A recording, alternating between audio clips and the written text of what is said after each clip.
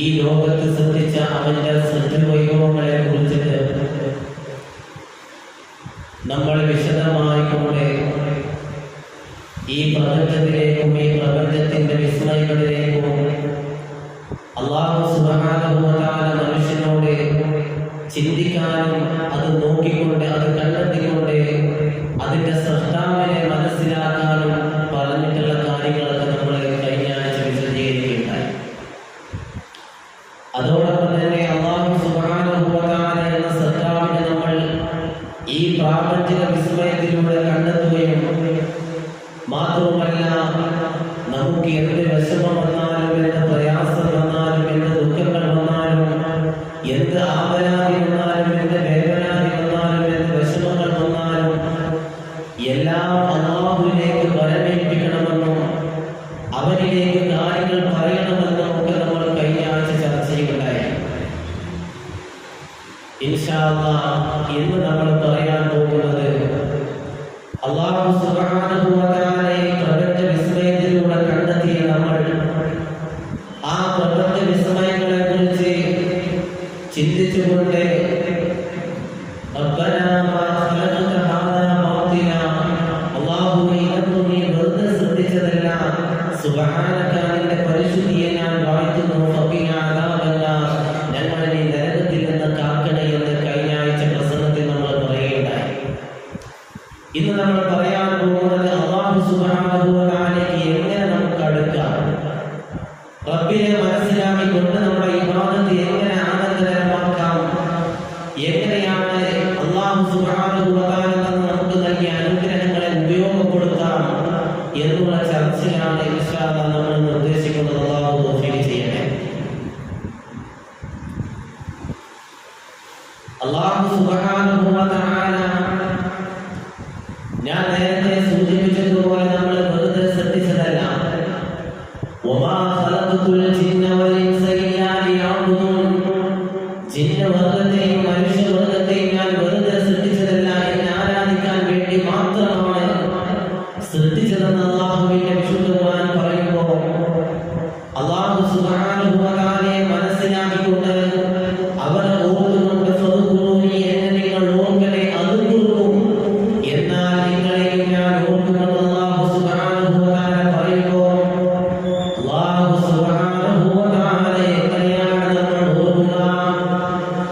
അല്ലാഹു സുബ്ഹാനഹു വ തആലയെ ഓർക്കാൻ ഒരുപാട് കാരണം വേണം. അല്ലാഹു സുബ്ഹാനഹു വ തആലയെ ഓർക്കാൻ നമുക്ക് കാരണങ്ങൾ വേണം. അതിന്റെ കാരണം എന്തെന്നറിയോ? നമ്മളെന്ന സൃഷ്ടി അല്ലാഹുവിന്റെ സൃഷ്ടിയാണെന്നുള്ളതാണ്. അല്ലാഹു സുബ്ഹാനഹു വ തആല നമ്മളെ സൃഷ്ടിച്ചു എന്നുള്ളത് മാത്രമാണ്. നമ്മളെ സൃഷ്ടിച്ചു, നമുക്ക് അനുഗ്രഹങ്ങൾ ചെയ്തു തന്നു, ഒരുപാട് എണ്ണമറ്റ അനുഗ്രഹങ്ങൾ നമുക്ക് അല്ലാഹു സുബ്ഹാനഹു വ തആല ചെയ്തു തന്നിട്ടുണ്ട്. വഇൻ തഉദ്ദൂ നിഅമതല്ലാഹി ഫലാ തുഹ്സുഹാ. അല്ലാഹു സുബ്ഹാനഹു വ തആല വിശുദ്ധ ഖുർആനിലൂടെ പഠിപ്പിക്കുകയാണ്. വഇൻ തഉദ്ദൂ നിഅമതല്ലാഹ് അല്ലാഹു സുബ്ഹാനഹു വ തആല നമ്മുടെ ജീവിതത്തിൽ നമുക്ക് തന്ന അനുഗ്രഹങ്ങളെ നമ്മളെല്ലാവരും എണ്ണി നോക്കുകയാണെങ്കിൽ, എണ്ണി തിട്ടപ്പെടുത്തുകയാണെങ്കിൽ ലാ തുഹ്സുഹാ. എന്റെ പ്രിയപ്പെട്ട പെങ്ങളെ, അത് നമുക്ക് എണ്ണി തിട്ടപ്പെടുത്താൻ കഴിയൂല. അല്ലാഹു നമുക്ക് ചെയ്തു തന്ന അനുഗ്രഹങ്ങളെ നമ്മളെല്ലാവരും എണ്ണാൻ വിചാരിച്ചുകൊണ്ട് തുനിഞ്ഞിറങ്ങിയാൽ എന്റെ പെങ്ങളെ ഒരു കാരണവശാലും നമുക്കത് എണ്ണി തിട്ടപ്പെടുത്താൻ സാധിക്കൂല എന്ന് അല്ലാഹുവിന്റെ വിശുദ്ധ ഖുർആൻ നമ്മളെ പഠിപ്പിക്കുകയാണ്. ഒരിക്കലും സാധിക്കൂല. അല്ലാഹു തന്ന അനുഗ്രഹങ്ങൾ അത്രയും വലുതാണ്. ഞാൻ നേരത്തെ സൂചിപ്പിച്ചിരുന്നു, നമ്മൾ ശ്വസിക്കുന്ന ശ്വാസോച്ഛ്വാസം പോലും നമ്മൾ ശ്വസിക്കുന്നത് പുറത്തേക്ക് വിടുന്നു, ഇതുപോലും അല്ലാഹുവിന്റെ അനുഗ്രഹമാണ്. ഇതൊന്ന് നിലച്ചു കഴിഞ്ഞാൽ നമ്മുടെ ജീവൻ ഇതോടുകൂടി ഇവിടെ അവസാനിക്കുകയാണ്. അല്ലാഹു എത്ര നന്ദി പറഞ്ഞാലും നമുക്ക് മതിയാവൂല, എത്ര ശുദ്ധ ചെയ്താലും മതിയാവൂല. അപ്പൊ അല്ലാഹുവിനെ ഓർക്കണം. നമ്മളെ ഓർത്താലേ കാര്യം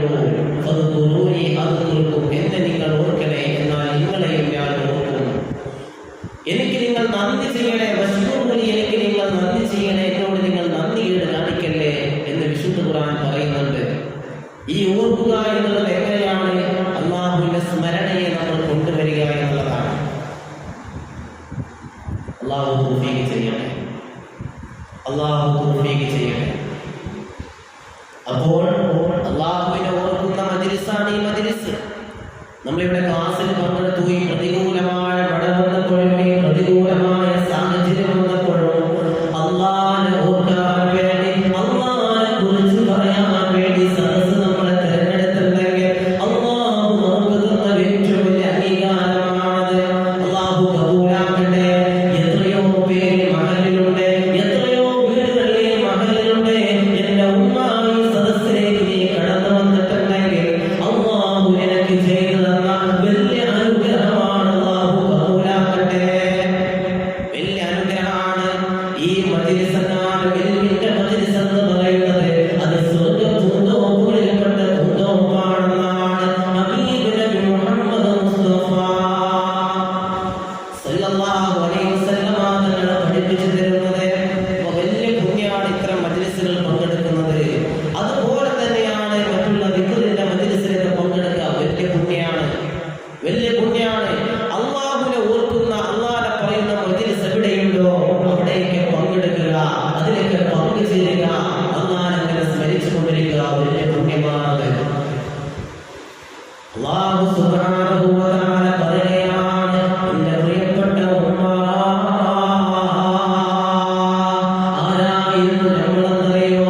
ഒന്നുമല്ലാതെ ബീജത്തുള്ളിയിൽ എന്ന സ്ത്രീയുടെ അംഗവുമായി കൂടിച്ചേർന്നുകൊണ്ട് അല്ലാഹു സുബ്ഹാനഹു വ തആല ഈ ഭൂമി ലോകത്തേക്ക് നമ്മളെ പുറന്തള്ളിയപ്പോ, ഉമ്മാന്റെ ഗർഭാശയത്തിൽ നിന്ന് നമ്മളെ ഈ ഭൂമിയിലേക്ക് കൊണ്ടുവന്നപ്പോ, എന്റെ പ്രിയപ്പെട്ട പെങ്ങളെ, നമ്മൾ ഒന്നുമല്ലായിരുന്നു.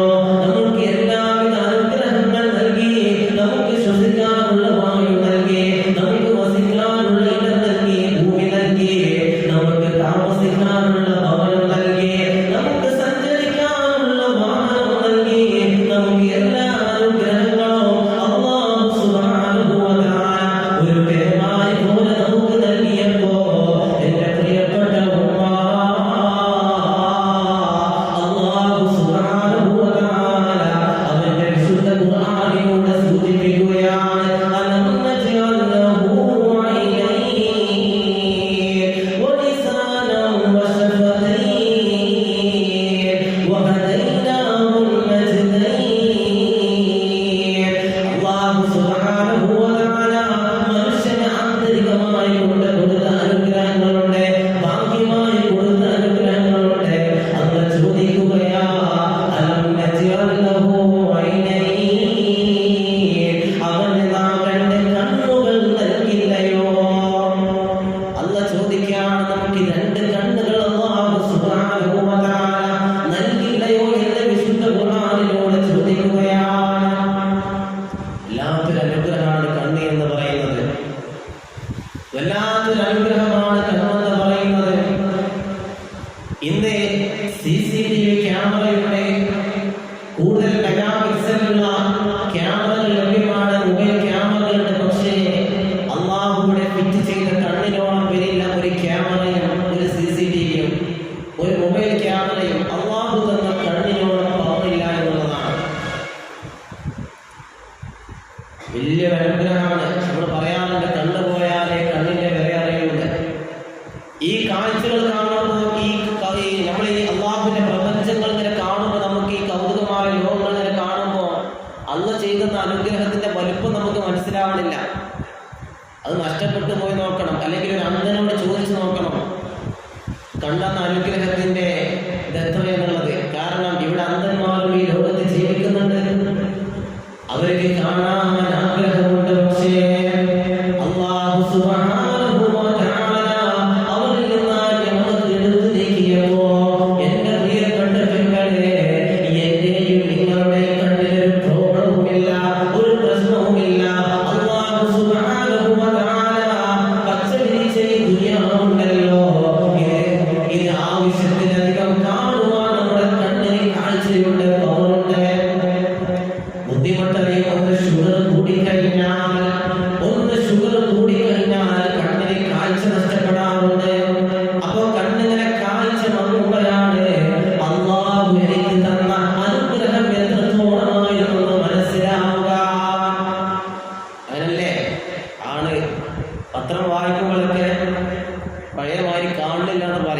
ഉമ്മമാര് അല്ലെങ്കിൽ ഇപ്പന്മാർ പ്രായം ചെന്ന ഉപ്പമാരൊക്കെ ചിലപ്പോൾ അടുത്തിങ്ങനെ ഇരുത്തി അടുത്തുനിന്നിങ്ങനെ നോക്കി വായിക്കേണ്ടി വരും, അല്ലെങ്കിൽ കണ്ണട വെക്കേണ്ടി വരും. പെട്ടെന്ന് ഷുഗർ കൂടിക്കഴിഞ്ഞാൽ പ്രശ്നം എന്താ? കണ്ണിന്റെ കാഴ്ച നഷ്ടപ്പെട്ടു പോകും ചിലപ്പോൾ. അങ്ങനെ കാഴ്ച നഷ്ടപ്പെട്ടു കണ്ണ് മങ്ങുമ്പോഴാണ് എനിക്ക് ഇത്രയും കാലം തന്ന അനുഗ്രഹം എത്ര വലുതായിരുന്നു എന്ന് മനസ്സിലാവുക. ഇതൊക്കെ ഞാൻ പറയുന്നത് എന്തിനാണ്? നമ്മളെ കുറിച്ച് മനസ്സിലാക്കണം. അള്ളാഹ് ആരാണ് എന്നുള്ളതും അള്ളാഹ് എന്താ നമുക്ക് ചെയ്തതെന്ന് നമ്മൾ മനസ്സിലാക്കിയാലേ അള്ളാഹിലേക്ക് അടുക്കാൻ നമുക്ക് ആഗ്രഹവും തൃപ്തിയും ആവേശം ഉണ്ടാവുള്ളൂ. അതിനാണ് ഇതൊക്കെ പറയുന്നത്. അള്ളാഹു തൗഫീഖ് ചെയ്യട്ടെ. അതുകൊണ്ട് എന്റെ പ്രിയമുള്ളവരെ, ഈ കണ്ണുണ്ടല്ലോ, ഈ കണ്ണുകൊണ്ട് അല്ലാഹു സുബ്ഹാനഹു വ തആല അനുഗ്രഹങ്ങളുണ്ട്. അതുപോലെ തന്നെ കണ്ണുകൊണ്ട് ദോഷങ്ങളുമുണ്ട്. അല്ലാഹുവിന്റെ റസൂൽ പറയുകയാ, അൽ-ഐനാനി തസ്രിയാൻ, രണ്ട് കണ്ണുകളും വ്യഭിചരിക്കുന്നുണ്ട്, രണ്ട് കണ്ണുകളും വ്യഭിചരിക്കുന്നുണ്ട്. വസിനാഹുമാ,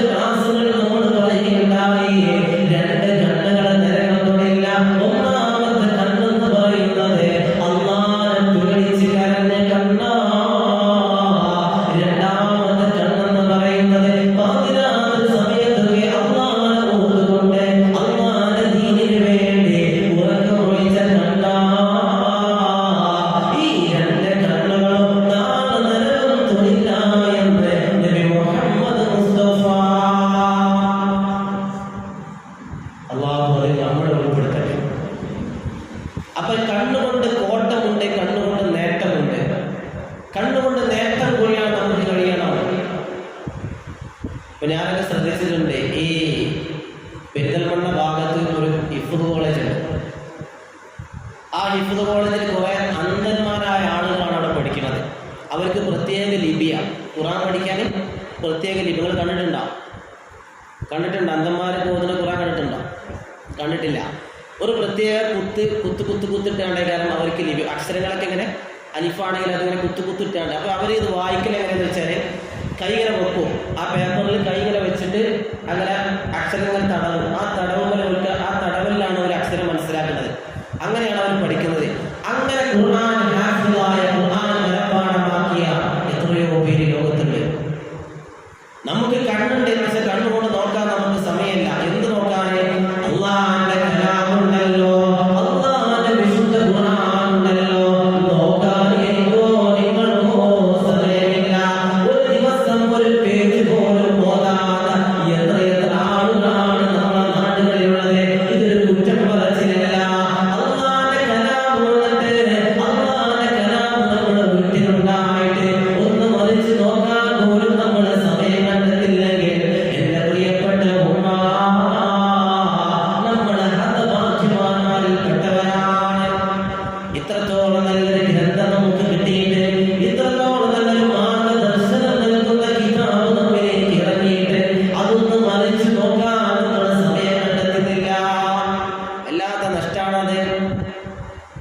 ജീവിതം തുടങ്ങിയിട്ട് 50 വർഷമായി, 60 വയസ്സായി, അല്ലെങ്കിൽ 25, 30, 35, 40 വയസ്സായി.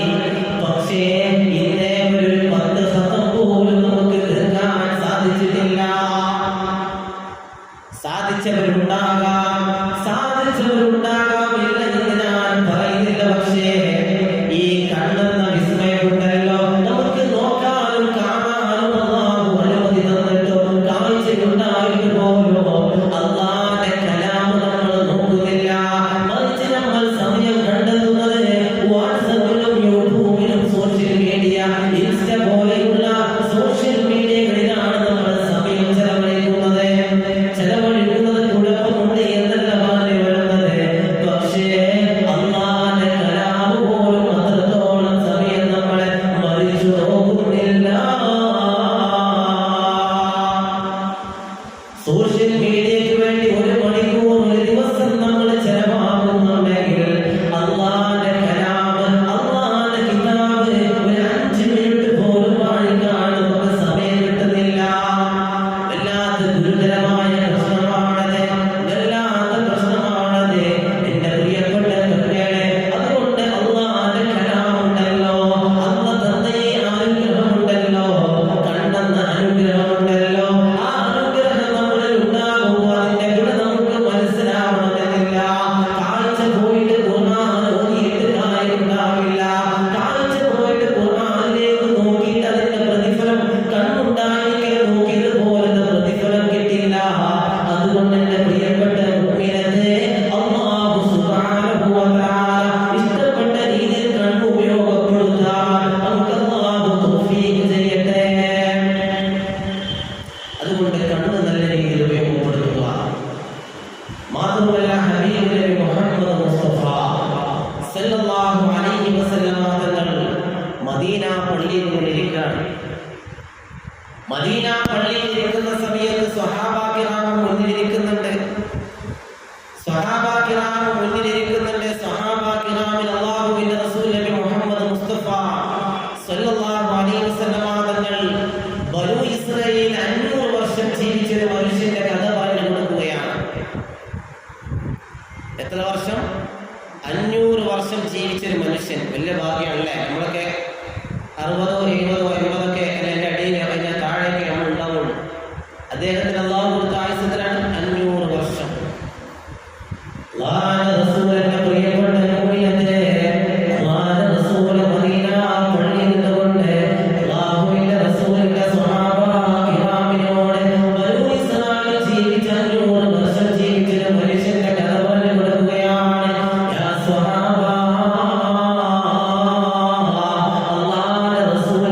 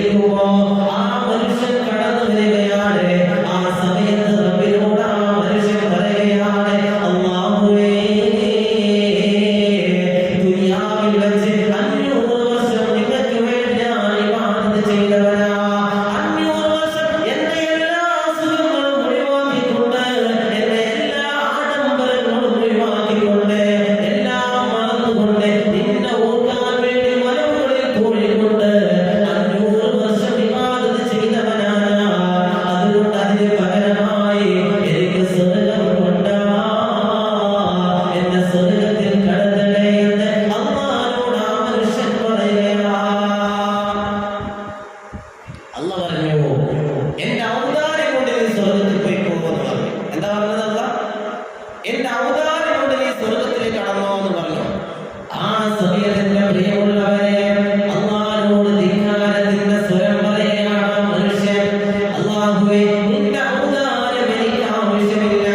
500 വർഷം ഞാൻ ഇബാദത്ത് ചെയ്തവനാണ്. അതുകൊണ്ട് ഔദാര്യം എനിക്ക് വേണ്ട. എന്റെ ഇബാദത്തിന്റെ പുണ്യമായതുകൊണ്ട് നിനക്ക് സ്വർഗ്ഗം തന്നാൽ മതി. ധിക്കാരത്തിന്റെ സ്വരം അല്ലാഹുവോട് പറയുകയാണ്. അല്ലാഹു സുബ്ഹാനഹു വ തആല മലക്കുകളെ വിളിച്ചുകൂട്ടി. അല്ലാഹു സുബ്ഹാനഹു വ തആല മലക്കുകളെ വിളിച്ചുകൂട്ടുകയാണ്. എന്നിട്ട് മലക്കുകളോട് പറയുന്നു, യാ മലായിക,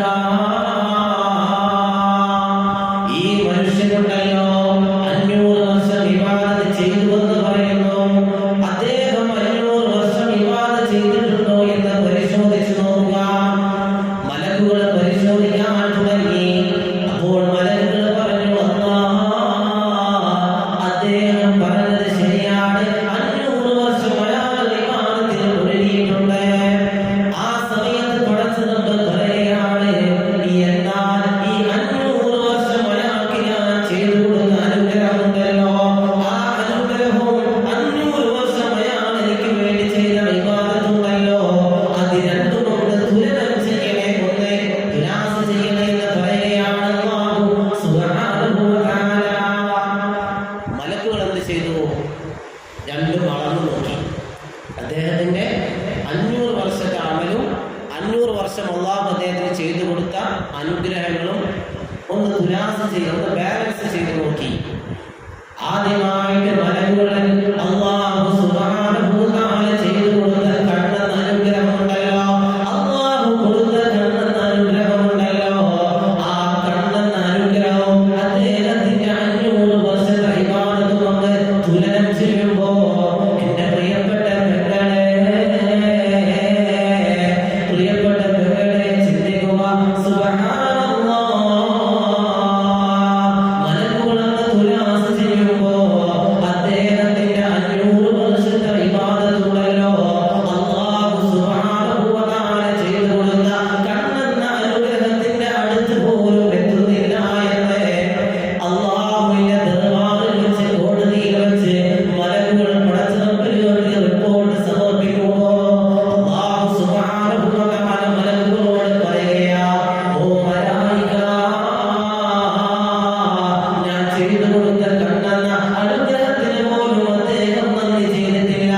അദ്ദേഹത്തിന്റെ 500 വർഷത്തെ ഇബാദത്ത് മതിയായിട്ടില്ല.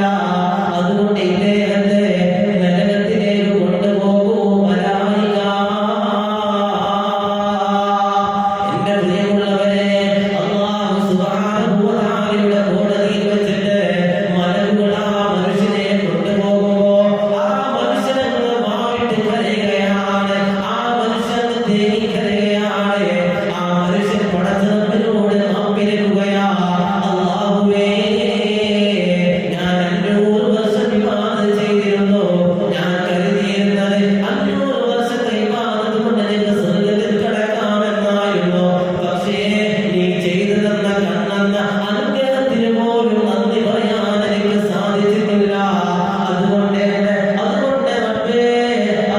റബ്ബേ, നിന്റെ ഔദാര്യം കൊണ്ട് എന്നെ സ്വർഗ്ഗത്തിൽ കടത്തണേ അല്ലാഹ് എന്ന് കരഞ്ഞുകൊണ്ട് ആ മനുഷ്യനെന്ന് പറയുമ്പോ അല്ലാഹു സുബ്ഹാനഹു വ തആല ആ മനുഷ്യനെ സ്വർഗ്ഗത്തിലേക്ക് കൊണ്ടുപോകാൻ ആജ്ഞാപിക്കുകയാണ്. എന്തേ പതിന്ന് മനസ്സിലായി? എന്തേ നമുക്ക് മനസ്സിലായി? 500 വർഷം ഇബാദത്ത് ചെയ്തൊരു മനുഷ്യന്റെ അവസ്ഥ എങ്ങനെയാണ്? അള്ളാഹിന്റെ കാരുണ്യം ഇല്ലെങ്കിൽ, നമ്മൾ എത്ര അമൽ ചെയ്താലും അള്ളാഹിന്റെ കാരുണ്യം ഇല്ലെങ്കിൽ നമ്മൾ സ്വർഗ്ഗത്ത് പോകില്ല എന്ന് അള്ളാഹു കാക്കട്ടെ. അള്ളാഹുവിന്റെ കാരുണ്യം നമ്മൾ സ്പർശിക്കട്ടെ. റസൂലുള്ളാഹി പറഞ്ഞിട്ടുണ്ടല്ലോ, അള്ളാഹിന്റെ കാരുണ്യമില്ലാതെ ഒരാളും സ്വർഗ്ഗത്തിൽ പോകില്ല. അള്ളാഹിന്റെ ഔദാര്യമില്ലാതെ ഒരാളും അമലുകൾ കൊണ്ട് ഒരാളും സ്വർഗ്ഗത്തിൽ പോകില്ല എന്ന് നബി മുഹമ്മദ് മുസ്തഫ. സ്വഹാബത്ത് ചോദിച്ചു, ബലാ അൻത യാ റസൂലല്ലാഹ്, അള്ളാഹുവിന്റെ റസൂലെ അങ്ങും അങ്ങനെയാണോ എന്ന് ചോദിച്ചു. അപ്പോഴും നബി തങ്ങൾ പറഞ്ഞതെന്താ? അള്ളാഹുവിന്റെ ദയാവായ്പുകൾ, അവന്റെ കാരുണ്യം എന്നെയും പൊതിഞ്ഞു മൂടിയിട്ടില്ലെങ്കിൽ ഞാനും സ്വർഗ്ഗത്തിൽ പോകില്ല സ്വഹാബ എന്ന് നബി മുഹമ്മദ് മുസ്തഫ സല്ലല്ലാഹു അലൈഹി അലൈഹി വസല്ലം തങ്ങൾ പഠിപ്പിക്കുകയാണ്. അതുകൊണ്ട് ഞാൻ ആദ്യം ഓതി വെച്ച ആയത്ത് ഏതാണ്? അലം നജ്അൽ ലഹു ഐനൈൻ, അവന് നാം 2 കണ്ണുകൾ നൽകിയല്ലോ. കണ്ണിന്റെ മഹത്വം നമ്മൾ ഇത്രയും പറഞ്ഞത്. അപ്പൊ കണ്ണെന്ന അനുഗ്രഹം വലുതാണ്, വലിയ സംഭവമാണത്. അത് എന്തിനാണ് അള്ളാഹു തന്നത് എന്ന് മനസ്സിലാക്കിക്കൊണ്ട് അത് നല്ല രീതിയിൽ ഉപയോഗപ്പെടുത്തി അള്ളാഹു തൗഫീഖ് ചെയ്യട്ടെ. രണ്ടാമതായി വീണ്ടും ചോദിക്കുകയാണ്,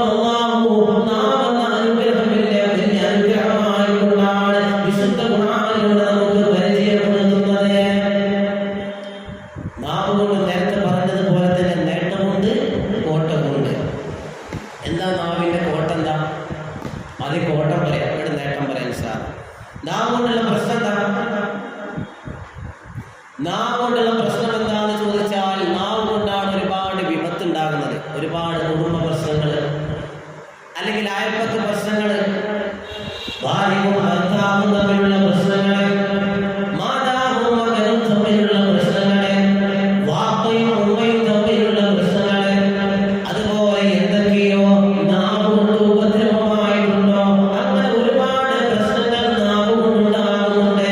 അതുകൊണ്ടാണ് റസൂലുള്ളാഹി സ്വല്ലല്ലാഹു അലൈഹി വസല്ലം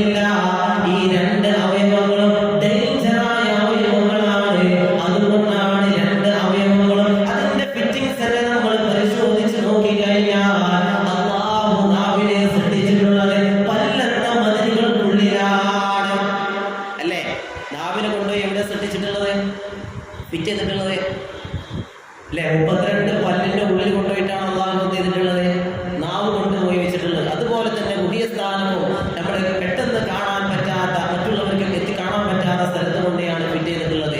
രണ്ടും ഡേഞ്ചർ. അള്ളാഹു പറയട്ടെ. എന്റെ പ്രിയമുള്ളവരെ, അതുകൊണ്ട് തന്നെ അല്ലാഹു റസൂൽ പറയുകയാണ്, ആരെങ്കിലും ഈ 2 അവയവങ്ങളെ ഹറാമിൽ നിന്ന് സൂക്ഷിച്ചു കഴിഞ്ഞാൽ അവന് നാം സ്വർഗ്ഗം കൊണ്ട് ജാമ്യം നിൽക്കുന്നതാണ്. അവന് സ്വർഗ്ഗം കിട്ടുമെന്ന് നബി മുഹമ്മദ് മുസ്തഫ.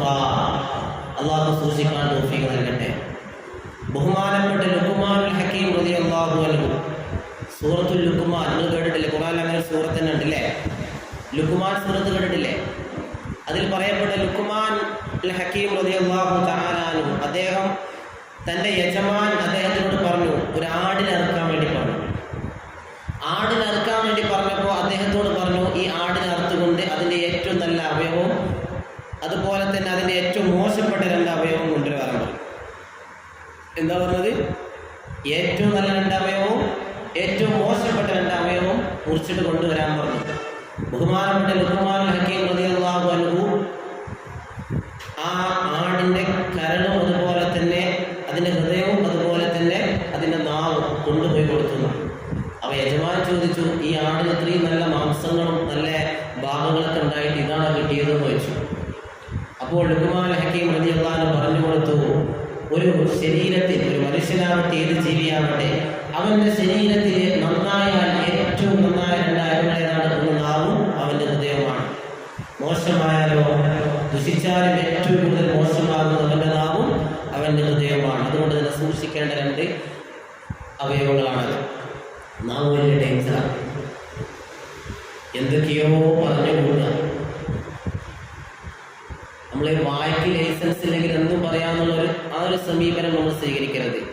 ഒരു യഥാർത്ഥ ബുദ്ധിമാന്റെ ലക്ഷണം എന്താ? ഒരു കുറച്ചേ സംസാരിക്കുള്ളൂ, ആവശ്യത്തിനെ സംസാരിക്കുള്ളൂ. വെറുതെ വായ അടങ്ങുന്നവരെ, വെറുതെ സമയം ഇങ്ങനെ സംസാരിക്കുന്നത് തെറ്റൊന്നല്ല. പക്ഷേ ഈ സംസാരത്തിൽ ഒരു പക്ഷേ ഒരുപാട് കളവ് വരാൻ സാധ്യതയുണ്ട്, പരിഹാസം വരാൻ സാധ്യതയുണ്ട്, മറ്റുള്ളവരെ കുറ്റപ്പെടുത്തൽ വരാൻ സാധ്യതയുണ്ട്, മറ്റുള്ളവർക്ക് ഇഷ്ടമില്ലാത്ത കാര്യങ്ങൾ വരാൻ സാധ്യതയുണ്ട്. ഇതൊക്കെ നമ്മൾ സൂക്ഷിക്കണം. അല്ലാഹു തൗഫീഖ് ചെയ്യട്ടെ. അപ്പോൾ നാം കൊണ്ടുള്ള ഉപദ്രവങ്ങളാണത്. നമ്മൾ കുറെ നിസ്കരിക്കുന്നുണ്ട്, നോമ്പ് നോൽക്കുന്നുണ്ട്, ഹജ്ജ് ചെയ്യുന്നുണ്ട്, ഉംറ ചെയ്യുന്നു, ഒക്കെ ചെയ്യുന്നുണ്ട്. നമ്മൾ നാം കൊണ്ട് മറ്റുള്ളവരെ ബുദ്ധിമുട്ടുണ്ടെങ്കിൽ ആ നിസ്കാരം കൊണ്ട് കാര്യമുണ്ടോ? ഇല്ല. ആ നിസ്കാരം അല്ലാഹുവിന് വേണ്ട, ആ ഹജ്ജ് അല്ലാഹുവിന് വേണ്ട, ആ നോമ്പ് അല്ലാഹു സുബ്ഹാനഹു വ തആലക്ക് വേണ്ട. അവൻ എന്ത് സൽക്കർമ്മം ചെയ്താലും എന്റെ പ്രിയപ്പെട്ട ഉമ്മ, നാവ് കൊണ്ട് ഒരാളെ നിങ്ങൾ ബുദ്ധിമുട്ടിക്കുന്നുണ്ടോ? അല്ലാഹു സുബ്ഹാനഹു വ തആലക്ക് അവന്റെ സൽക്കർമ്മങ്ങളൊന്നും വേണ്ട എന്ന് നബി മുഹമ്മദ് മുസ്തഫ.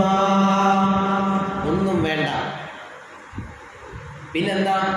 ഇവൻ ചെയ്ത സൽക്കർമ്മങ്ങളുണ്ടല്ലോ, ഇവൻ ചെയ്ത നന്മകളുണ്ടല്ലോ, ആരെക്കുറിച്ചാണോ ദൈവത്ത് പറഞ്ഞിട്ടുള്ളത്, ആരെക്കുറിച്ചാണോ നബീവത്ത് യേശുനി പറഞ്ഞിട്ടുള്ളത്, ആരെക്കുറിച്ചാണോ പരിഹസിച്ചിട്ടുള്ളത്, ആരെ മനസ്സാണോ വേദനിപ്പിച്ചിട്ടുള്ളത്, ആ മനുഷ്യനെങ്ങാനും നമുക്ക് പുറത്തു തന്നിട്ടില്ലെങ്കിൽ എന്റെ പ്രിയപ്പെട്ട ഉമ്മ,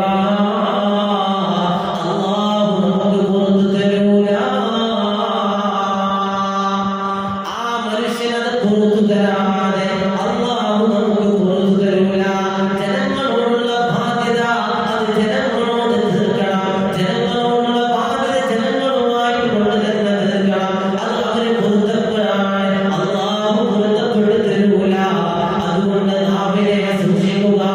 അല്ലാഹു പറയുന്നു, മാ യൽഫിദു മിൻ ഖൗലിൻ ഇല്ലാ ലദൈഹി റഖീബുൻ അതീദ്.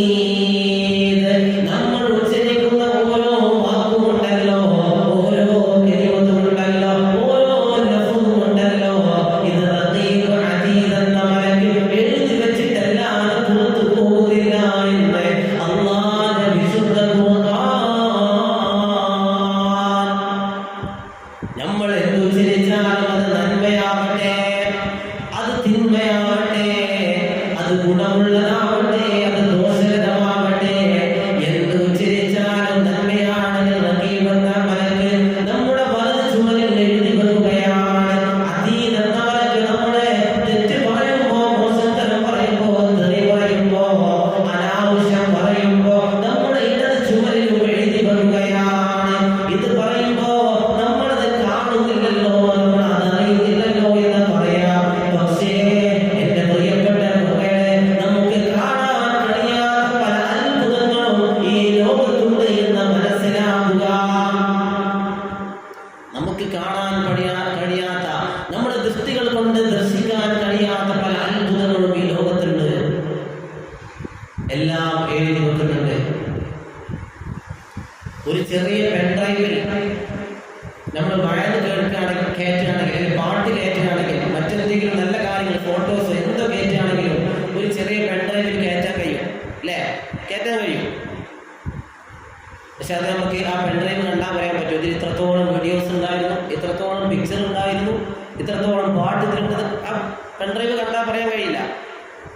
അപ്പൊ ഈ ലോകത്ത് തന്നെ അത്തരം വിസ്മയങ്ങൾ ഉണ്ടെങ്കിൽ അല്ലാഹു സുബ്ഹാനഹു വ തആല നമുക്കൊന്നും ചിന്തിക്കാൻ പോലും പറ്റാത്ത രൂപത്തിൽ ഒരുപാട് സംവിധാനങ്ങൾ നമ്മുടെ കണ്ണുകൊണ്ട് ദൃഷ്ടി കൊണ്ട് കാണാൻ പറ്റാത്ത രീതിയിലുള്ള സംവിധാനം തീർച്ചയാണല്ലോ. അപ്പോൾ അള്ളാഹു ചെയ്തു തന്ന, അള്ളാഹു അതിന് ഏർപ്പാടാക്കിയത് ഹക്കീമാക്കിയിരുന്ന മലക്കിൽ അതിനു വേണ്ടി ഇങ്ങനെ തയ്യാർ ചെയ്തിരിക്കുകയാണ്. നമ്മൾ എന്ത് പറഞ്ഞാലും അവിടെ എഴുതി വെക്കും. നന്മയാണെങ്കിൽ നന്മ, തിന്മയാണെങ്കിൽ തിന്മ. അള്ളാഹു നന്മ പറയുന്നവരുടെ കൂട്ടി നമ്മൾ ഉൾപ്പെടുത്തി അനുഗ്രഹിക്കട്ടെ. അതുകൊണ്ടാണ് നേരത്തെ ഞാൻ പറഞ്ഞത്, ബുദ്ധിമാന്മാർ കുറച്ച് സംസാരിക്കുള്ളൂ, വെറുതെ വാർത്ത ഒരാളെങ്ങനെ പറയില്ല. അതിനാ നാവിനെ സൂക്ഷിക്കാൻ വേണ്ടിയിട്ടാണ്. അറിയുമോ എന്റെ പ്രിയപ്പെട്ട പെങ്ങളെ, ഇസ്ലാമിന്റെ ഒന്നാമത്തെ ഖലീഫയായ അബൂബക്കർ സിദ്ദീഖ് റളിയല്ലാഹു തആല അൻഹു, അബൂബക്കർ സിദ്ദീഖ് റളിയല്ലാഹു തആല അൻഹു തന്റെ നാവിൽ നിന്ന് വല്ലതും മോശമായി പറഞ്ഞു പോകുമോ, താൻ അധികമായി സംസാരിച്ചു പോകുമോ എന്ന് ഭയന്നത് കാരണത്താൽ വായിൽ കല്ലുകൾ ഇടാറുണ്ടായിരുന്നു. അത് ചരിത്രം പഠിപ്പിക്കുകയാണ്. എന്താ പറഞ്ഞത്? അബൂബക്കർ സിദ്ദീഖ് റളിയല്ലാഹു സംസാരം കൂടുതലാകാതിരിക്കാൻ വേണ്ടി തന്റെ വായിൽ കല്ല് കൊണ്ടുപോയിട്ടു. എന്തിനാ? കല്ല് തടയില്ല നാവ് പോകുമ്പോൾ, അപ്പൊ സംസാരിക്കാൻ പാടില്ല എന്ന് ഓർമ്മ വരും. അങ്ങനെ സംസാരം നിയന്ത്രിച്ചിരുന്നു ആരെ? അബൂബക്കർ സിദ്ദീഖ് റളിയല്ലാഹു അൻഹു. ആരാ അബൂബക്കർ സിദ്ദീഖ് റളിയല്ലാഹു അൻഹു? നമുക്ക് പിന്നെ പറയാം, പറയാൻ ഒരുപാട് പറയാനുണ്ട്. അബൂബക്കർ സിദ്ദീഖ് റളിയല്ലാഹു അൻഹു ചരിത്രം കേട്ടില്ല, നമ്മളൊന്നും ഒന്നുമല്ല, നമ്മളൊന്നും എവിടെ എത്തിയിട്ടില്ല.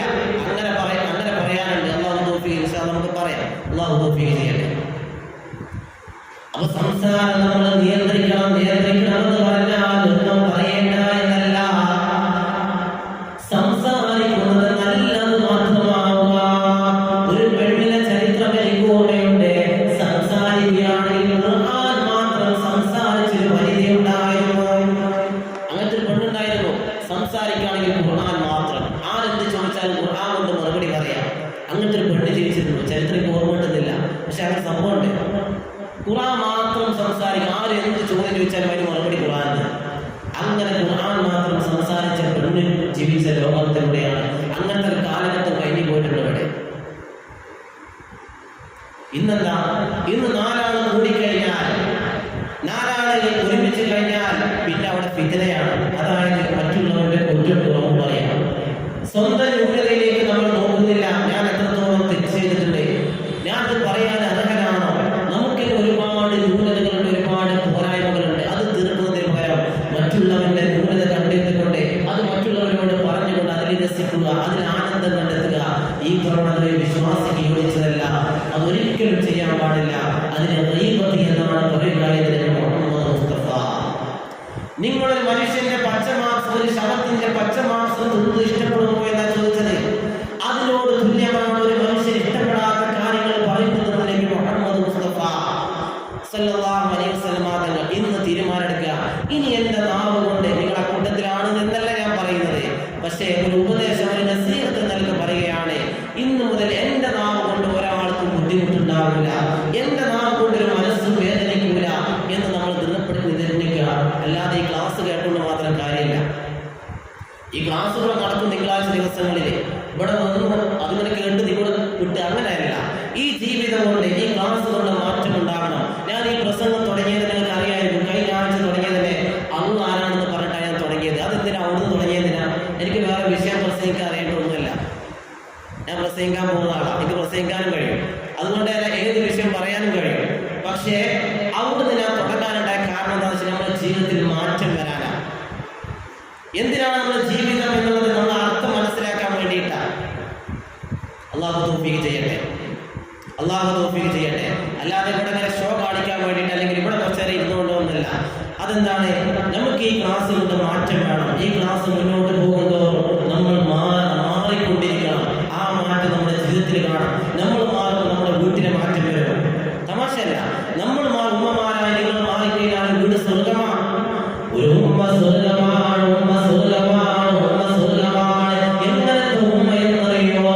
ദീനുള്ള പെണ്ണ് വീട്ടിലുണ്ടോ, ദീനുള്ള ഉമ്മ വീട്ടിലുണ്ടോ, ആ വീട് സുന്ദരമാകും, ആ വീട് ഇസ്ലാമിന്റെ അന്തരീക്ഷമാകും, ആ മക്കൾ നന്നാകും, ആ ഭർത്താവ് നന്നാകും,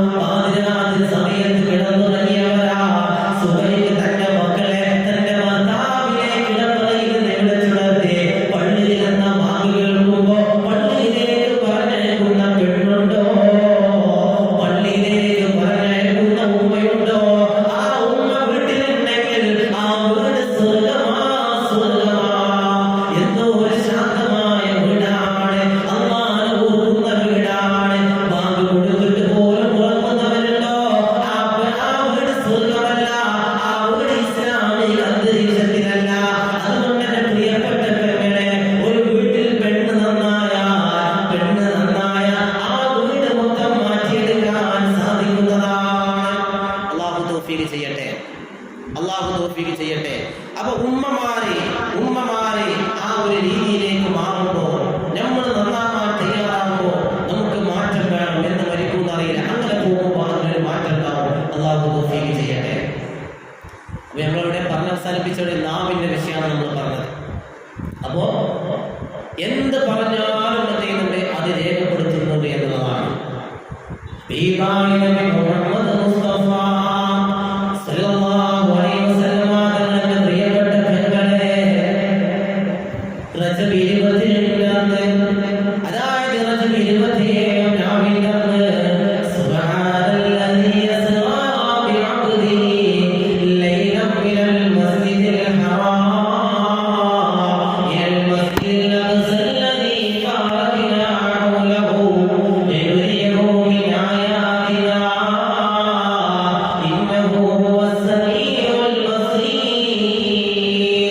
അല്ലാഹുവിന്റെ വിശുദ്ധ ഖുർആൻ പറയുകയാണ്, അല്ലാഹു സുബ്ഹാനഹു വ തആല ഇസ്രാ മിഅ്റാജിനെ കുറിച്ച് പറഞ്ഞത്, അല്ലാഹു സുബ്ഹാനഹു വ തആല രാത്രിയാണത്തെ കുറിച്ച് പറഞ്ഞത്. ആ ചരിത്രത്തിൽ പറയുന്നത് കാണാം, അല്ലാഹുവിന്റെ റസൂൽ ഏഴാകാശം താണ്ടിക്കൊണ്ട് നബിയുടെ താണ്ടി, നക്ഷത്രങ്ങൾ താണ്ടി, ഗാലക്സികൾ താണ്ടി, ഒരുപാട് ഗ്രഹങ്ങൾ താണ്ടി അല്ലാഹുവിന്റെ സമക്ഷത്തിലേക്ക് കടന്നുപോയിട്ട് അല്ലാഹു സുബ്ഹാനഹു വ തആലയുമായി മുനാജാത്ത് നടത്തുകയാണ്, സംഭാഷണം നടത്തുകയാണ്. ആ സമയത്ത് എന്റെ പ്രിയപ്പെട്ട ഉമ്മ അല്ലാഹുവിന്റെ റസൂൽ സ്വർഗ്ഗം കാണിക്കുകയാണ്, നരകം കാണിക്കുകയാണ്.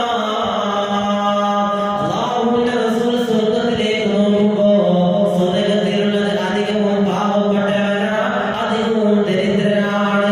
നരകത്തിലേക്ക് അല്ലാഹുവിന്റെ റസൂൽ നോക്കുകയാണ്. ആ സമയത്ത് സുബ്ഹാനല്ലാഹ്, എന്റെ പ്രിയപ്പെട്ട പെങ്ങളെ, നരകത്തിൽ അധികവും കണ്ടത്, അല്ലാഹുവിന്റെ റസൂൽ കണ്ടിട്ടുള്ളത് അത് സമ്പന്നരെയും സ്ത്രീകളെയുമാണെന്ന് നബി മുഹമ്മദ് മുസ്തഫ. ഇത് കുറ്റപ്പെടുത്താൻ വേണ്ടി പറഞ്ഞതല്ല, മോശമാക്കി പറയാൻ വേണ്ടി പറയുന്നതല്ല. സ്ത്രീകളെയാണ് അധികവും നരകത്തിൽ കണ്ടതെന്ന് പറയപ്പെടുന്നു. അതിന്റെ കാരണമായി പറയുന്നത് അവർക്ക് സ്വർഗത്തോടുള്ള ആർത്തിയാണ്. ഒരു കാരണം പറയുന്നത് അമിതമായ ആഭരണങ്ങളോടുള്ള ഭ്രമകാരണത്താൽ, അങ്ങനത്തെ ഭ്രമകാരണത്താലുള്ള പ്രശ്നങ്ങൾ ഉണ്ടാകുമ്പോൾ, അതോടൊപ്പം തന്നെ മറ്റൊന്ന് പറഞ്ഞിട്ടുള്ളത് അവർ അനാവശ്യമായിട്ടുള്ള വാക്കുകൾ ഉപയോഗിക്കുന്നു എന്നുള്ള, തന്റെ ഭർത്താക്കന്മാരോട് മോശമായ വാക്ക് ഉപയോഗിക്കുന്നു, തന്റെ ഭർത്താക്കന്മാരോട് മോശമായിട്ടുള്ള വാക്കുകൾ ഉപയോഗിക്കുന്നു. അത് കാരണത്താലാണത് സ്വർഗത്തിൽ അല്ല നരകത്തിൽ കൂടുതൽ സ്ത്രീകളെ കണ്ടതെന്ന് നബി മുഹമ്മദ് മുസ്തഫ. അല്ലാഹു കാക്കട്ടെ, അല്ലാഹു കാക്കട്ടെ. അപ്പൊ വാക്കുകൾ ഉപയോഗിക്കുമ്പോൾ എന്ത് ചെയ്യാം? നല്ലത് പറയാം. നല്ലത് പറയാൻ കഴിയൂലേ, മിണ്ടാതിരിക്കുക, അതാണ് ഏറ്റവും നല്ലത്. നമ്മൾ ഒരാളെ വേദനിപ്പിക്കാൻ പാടില്ല. നമ്മളെ നാവ് കൊണ്ട്, നമ്മളെ വാക്കുകൊണ്ട് ഏതെങ്കിലും ഒരു മനസ്സ് വേദനിച്ചാൽ, ഓനെ മനസ്സെങ്ങാനും നൊന്നുപോയാൽ, ആ സമയത്ത് ഓനെങ്ങാനും നമുക്കെതിരെ പ്രാർത്ഥിച്ചതിന് ഉത്തരണ്ടെന്നാ. ആക്രമിക്കപ്പെട്ടവന്റെ പ്രാർത്ഥന, അതായത് അക്രമം കൊണ്ടവന്റെ പ്രാർത്ഥന അല്ലാഹു സ്വീകരിക്കുന്നതാണല്ലോ. അക്രമം എന്ന് പറഞ്ഞാൽ ഒരു വെട്ടും കുത്തും മാത്രമല്ല, നാവ് കൊണ്ടുള്ള അക്രമമുണ്ട്, വാക്കുകൾ കൊണ്ട് ഒരു വ്യക്തികളുണ്ട്. ആ സമയത്തെങ്ങാനും ആ മനസ്സെങ്ങാനും പിടഞ്ഞുകൊണ്ട് അല്ലാഹ് എന്ന് പറഞ്ഞുകൊണ്ട് പടച്ചറബിലേക്ക് കരമുയർത്തി കഴിഞ്ഞാൽ വലിയ പ്രശ്നമാണ്. ആ ദുആ സ്വീകരിച്ചാൽ പിന്നെ നമ്മൾ എന്തിനാ കൊള്ളുക? ഒന്നിനും പറ്റൂല. അല്ലാഹു കാക്കട്ടെ. വാക്കുകൾ സൂക്ഷിക്കുക, നാം നല്ല രീതിയിൽ ഉപയോഗപ്പെടുത്തുക. അല്ലാഹു തൗഫീഖ് ചെയ്യട്ടെ. യഥാർത്ഥത്തിൽ ഒരു ഹദീസിൽ പറയുന്നത് കാണാം, ഒരു മുസ്ലിം തന്നെ ഈ നാവ് കൊണ്ട് ഉപദ്രവിക്കുന്ന ആൾക്കാരെ മുസ്ലിം തന്നെ പറയാൻ പറ്റൂല. അങ്ങനെയുണ്ട്. അൽ മുസ്ലിമു മൻ സലിമൽ മുസ്ലിമൂന മിൻ ലിസാനിഹി വയദിഹി. അൽ മുസ്ലിമു മൻ സലിമൽ മുസ്ലിമൂന മിൻ ലിസാനിഹി വയദിഹി. യഥാർത്ഥ മുസ്ലിം ആരാ? യഥാർത്ഥ മുസ്ലിം എന്ന് പറഞ്ഞാൽ ഓരോ നാവ് കൊണ്ടും ഓരോ കൈ കൊണ്ടും മറ്റൊരാളെ ഉപദ്രവിക്കാത്തവരാണ്. ഒരു ശബ്ദം ഓരോ കൊണ്ടുണ്ടാവില്ല. അവനാണ് യഥാർത്ഥ മുസ്ലിം എന്ന് നബി മുഹമ്മദ് മുസ്തഫ. അവൻ നാവ് കൊണ്ട് ഒരാൾ ഉപദ്രവിക്കുന്നുണ്ടോ? നമ്മളെ നാവ് കൊണ്ട് ഹൃദയം പിടഞ്ഞു പോകുന്നുണ്ടോ? വേദനിക്കുന്നുണ്ടോ? നമ്മളെ കൈകാലുകൾ കൊണ്ട് നമ്മളെ ഒരാളെ വേദനിപ്പിക്കുന്നുണ്ടോ? അവൻ മുസ്ലിം അല്ല. യഥാർത്ഥ മുസ്ലിം എന്ന് അവനെ കുറിച്ച് പറയാൻ എന്ന് നബി മുഹമ്മദ് മുസ്തഫ സല്ലല്ലാഹു അലൈഹി വസല്ലം തങ്ങൾ പഠിപ്പിക്കുന്നു. അപ്പോൾ നാവിൻ്റെ കോട്ടമാണ് ഞാൻ അത്രയും പറഞ്ഞത്. ഇത് ഞാൻ പ്രത്യേകം പറയാൻ കാരണം എന്താണെന്ന് വെച്ചാൽ പലപ്പോഴും പല കല്യാണ വീടുകളിലോ അല്ലെങ്കിൽ കുടുംബ മീറ്റിങ്ങുകളിലോ നമ്മളൊക്കെ പോകുമ്പോൾ സ്നേഹം പങ്കുവെക്കുന്നതിന് പകരം പലപ്പോഴും ചിലപ്പോൾ കുറ്റങ്ങളൊക്കെ പറഞ്ഞു കേൾക്കാറുണ്ട്. എല്ലായിടത്തും ഉണ്ട് എന്നല്ല, പക്ഷെ അധികവും കടന്നു വരാറുണ്ട്. അപ്പോൾ അത് കുറച്ച് കഴിഞ്ഞാൽ അല്ലെങ്കിൽ അത് ഒഴിവാക്കി അതാണ് നമുക്ക് ഏറ്റവും ഉത്തമം. അതിൻ്റെ പ്രശ്നം എന്താ, നമ്മൾ നാളെ ഇതിന് അയാളത് പൊരുത്തപ്പെട്ടിട്ടില്ലെങ്കിൽ, ആ പറഞ്ഞത് ആരെ കുറിച്ചാണോ പറഞ്ഞത് അയാളത് പൊരുത്തപ്പെട്ടിട്ടില്ലെങ്കിൽ നാളെ പരലോകത്ത് ചെല്ലുമ്പോൾ നമ്മളെ നല്ല അമലുകളൊക്കെ എടുത്ത് എന്ത് ചെയ്യും, അള്ളാഹു ആ വ്യക്തിക്ക് കൊടുക്കുന്നതാണ്. അപ്പോൾ ഒരാൾക്ക് നല്ല അമലില്ല, അപ്പോഴോ അങ്ങനെ ഉണ്ടാവുമല്ലോ, നല്ല അമലില്ല. അങ്ങനെയാണെങ്കിൽ അയാൾ ചെയ്ത്, അതായത് ഈ ആരെ കുറിച്ചാണോ നമ്മൾ പറഞ്ഞത് അയാൾ വല്ല തിന്മ ചെയ്തിട്ട് ആ തിന്മയിൽ കുറ്റം പറഞ്ഞവർക്ക് അള്ളാഹു കൊടുക്കുമെന്ന് നബി മുഹമ്മദ് മുസ്തഫ. അതുകൊണ്ട് അമല് ബാത്തിലാക്കി കളയുന്ന ഒരു പ്രവർത്തനം നമ്മിൽ ഉണ്ടാവാൻ പാടില്ല. അള്ളാഹു തൗഫീഖ് ചെയ്യട്ടെ. അതുകൊണ്ട് എന്റെ പ്രിയപ്പെട്ട പെങ്ങളെ, നാവിനെ നല്ല രീതിയിൽ ഉപയോഗപ്പെടുത്തുക. ഈ നാവിന്റെ കോട്ടമാണ് ഇതുവരെ പറഞ്ഞതെങ്കിൽ നാവിന് നേട്ടമുണ്ട്. നാവിന്റെ നേട്ടമുണ്ടെന്ന് പറയുന്നത് അറിയോ? അല്ലാഹുവിന്റെ റസൂൽ പഠിപ്പിക്കുകയാ, സബഖൽ മുഫരിദൂൻ വമൽ മുഫരിദൂന യാ റസൂലല്ലാഹ്. അല്ലാഹുവിന്റെ റസൂൽ സ്വഹാബത്തിനെ പഠിപ്പിച്ചു കൊടുക്കുകയാ, സബഖൽ മുഫരിദൂൻ, മുഫരിദീങ്ങൾ വിജയിച്ചിരിക്കുന്നു, മുഫരിദീങ്ങൾ വിജയിച്ചിരിക്കുന്നു. അല്ലാഹുവിന്റെ റസൂലിനോട് സ്വഹാബത്ത് ചോദിച്ചു, വമൽ മുഫരിദൂന യാ റസൂലല്ലാഹ്,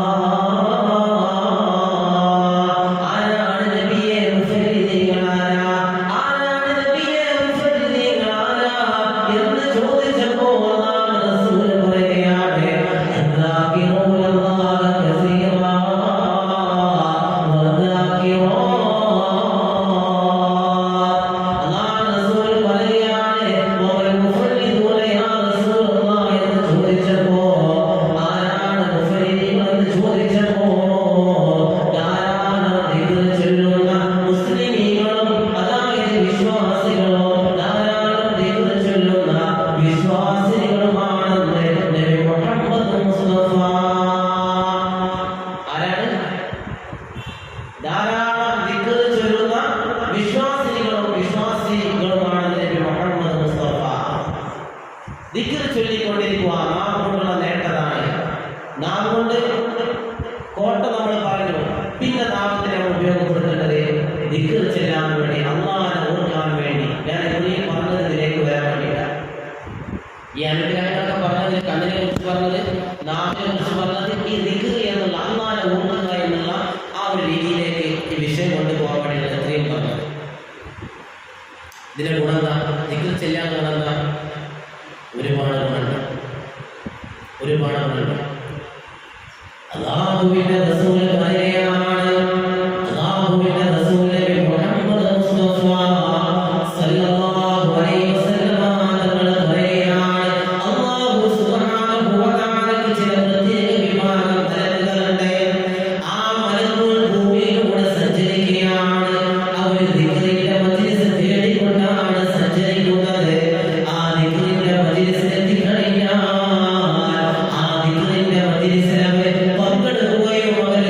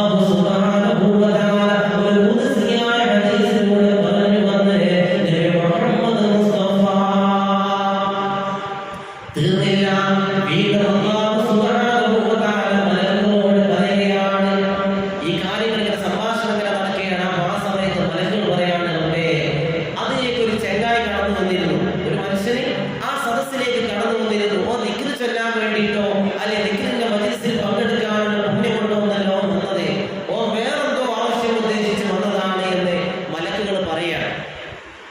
ഇതെപ്പോഴാ പറയുന്നതറിയോ? അള്ളാഹു പറഞ്ഞേ, ഇവർക്ക് ഞാൻ ഈ ദിക്റിന്റെ മജ്‌ലിസിൽ പങ്കെടുത്തവർക്ക് ഞാൻ പുറത്തു കൊടുത്തിരിക്കുന്നു. ദിക്റിന്റെ മജ്‌ലിസിൽ പങ്കെടുത്തവർക്ക് ഞാൻ അവിടെ പാപങ്ങൾ പുറത്തു കൊടുത്തിരിക്കുന്നു എന്ന് അള്ളാഹു മലക്കുകളോട് പറയുമ്പോ മലക്കുകൾ പറയാൻ ആ കൂട്ടത്തിൽ ആ സദസ്സിലേക്ക് ഒരാൾ കടന്നു വന്നിരുന്നു. അദ്ദേഹം ദിക്ർ ചെല്ലാൻ വേണ്ടി വന്നതല്ല, ദിക്റിന്റെ മജ്‌ലിസിന്റെ പുണ്യം ആലോചിച്ച് വന്നതല്ല, മറിച്ച് അവൻ വേറെന്തോ ഉദ്ദേശം വെച്ച് കൊണ്ടുവന്നതാണ്.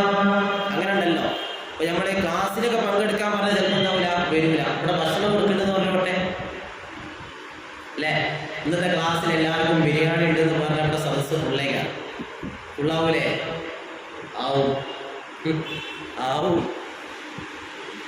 ഫസ്റ്റ് ഇല്ലെങ്കിൽ ലാസ്റ്റിൽ അത് വാഴ സമയത്ത് കൊടുത്തു ഉറപ്പാണ്. നിങ്ങള് ഇവിടെ ഭക്ഷണം കൊടുത്തു നോക്കിയിട്ട് ഒരു ക്ലാസ്സിൽ അല്ലെങ്കിൽ ഒരു ക്ലാസ്സിൽ മാസത്തിലൊരിക്കൽ ഭക്ഷണം കൊടുത്തു നോക്കിയിട്ട് ഇവിടെ ആൾ ഫുള്ളാവും. ആണുങ്ങൾ വരെ വരും. ഇപ്പോൾ വനിതാ ക്ലാസ് ആണല്ലോ, ഇവിടെ ആണുങ്ങളും വരും. അതങ്ങനെയാണ്, അതിന്റെ കിടപ്പ് അങ്ങനെയാണ്. അപ്പോ മലക്കൾ പറഞ്ഞത് അതിലൊരു ചെങ്ങായി, അതിലൊരാളത് ഓന്റെ ഉദ്ദേശം എന്താ? ദിക്റിന്റെ മജ്‌ലിസിൽ പങ്കെടുക്കലല്ല, പിന്നെയോ വേറെന്തോ ആവശ്യം. അല്ലാഹു സുബ്ഹാനഹു വ തആല പറയാണ്,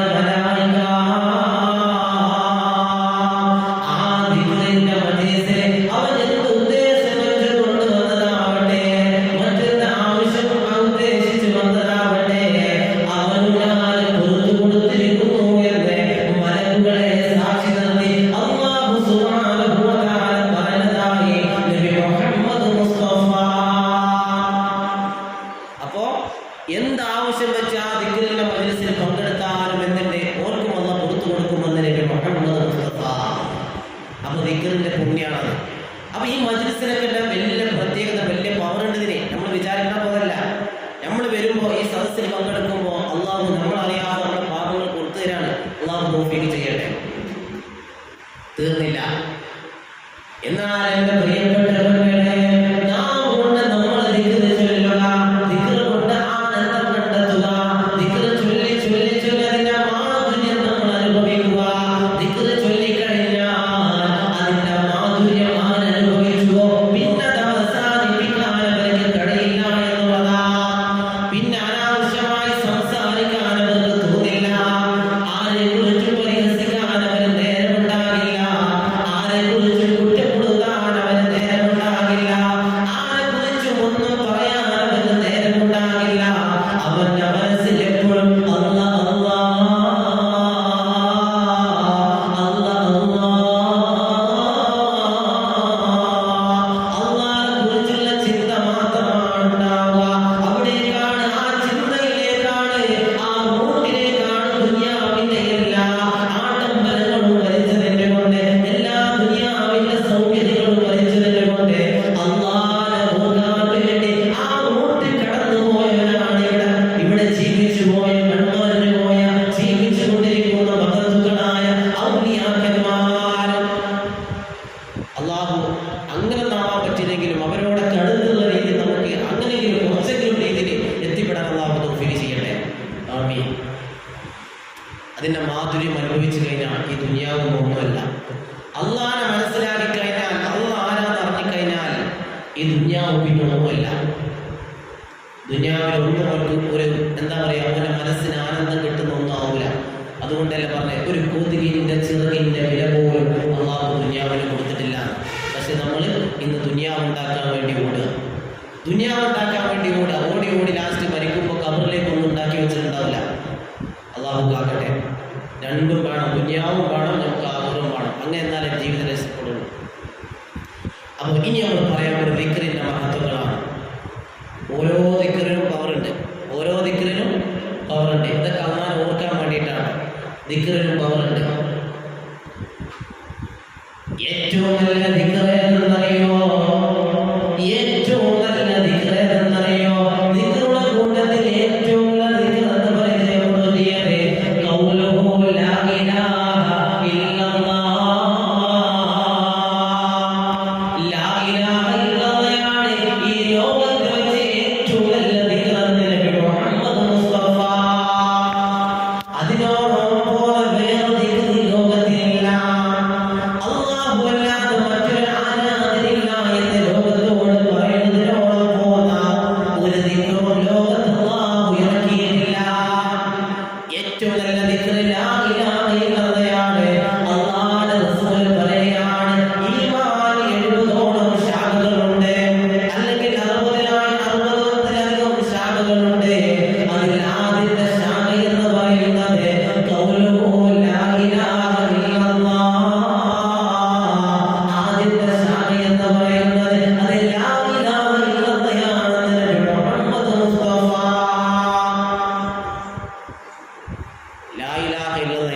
ഏറ്റവും നല്ല ദിക്ർ. മറ്റേത് മോശമാണെന്നല്ല, പവർ ഉള്ളതാണ്. അതുകൊണ്ടാണ് എൻ്റെ പ്രിയപ്പെട്ട മക്കളെ, ഒരാൾ മരിക്കുന്ന അവസരത്തിൽ അവന്റെ അവസാനമായി ലോകത്തിൽ നിന്ന് കടന്നു പോകുമ്പോ, ഈ ലോകത്തിൽ നിന്ന് വിട പറഞ്ഞു പോകുമ്പോ അവസാനമായി ലാ ഇലാഹ ഇല്ലല്ലാഹ് എന്നെങ്ങാനും പാടിക്കഴിഞ്ഞാൽ ദഖലൽ ജന്ന, അവൻ സ്വർഗ്ഗത്തിൽ പ്രവേശിച്ചുവെന്ന് നബി മുഹമ്മദ് മുസ്തഫ. ഒരാൾ ഈ ലോകത്തിൽ നിന്ന് വിട പറഞ്ഞു പോകുമ്പോ അവൻ അവസാനമായി ഉച്ചരിച്ചത് ലാ ഇലാഹ ഇല്ലല്ലയാണോ, അവൻ സ്വർഗ്ഗത്തിൽ പ്രവേശിച്ചുവെന്ന് നബി മുഹമ്മദ് മുസ്തഫ സല്ലല്ലാഹു അലൈഹി വസല്ലം തങ്ങൾ. അല്ലാഹു തൗഫീഖ് ചെയ്യട്ടെ. അത് നമ്മൾ പറയും അത് ഉച്ചരിക്കാൻ സിമ്പിൾ ആണല്ലോ, സുഖമാണല്ലോ. ശരിയാണ്, ഉച്ചരിക്കാൻ സുഖമാണ്. പക്ഷേ ദുനിയാവിൽ വെച്ച് ആ ലാ ഇലാഹ ഇല്ലല്ലാഹ് എത്ര അധികരിപ്പിക്കുന്നുവോ അതിനനുസരിച്ചിട്ടുണ്ടാകും. നമ്മുടെ ജീവിതം എത്ര നന്നാക്കുന്നുവോ അതിനനുസരിച്ചിട്ടുണ്ടാകും അവന്റെ അവസാനത്തെ കലിമത്ത് ലാ ഇലാഹ ഇല്ലല്ലാഹ് ആവൽ. അല്ലാഹു തൗഫീഖ് ചെയ്യട്ടെ. മരണം നന്നാവണം, മരണം നന്നാവണം. അവസാനത്തെ വാക്ക് ലാ ഇലാഹ ഇല്ലല്ലാഹ് ആവണം. അതൊരു തൗഫീഖാണ്. അതാവാൻ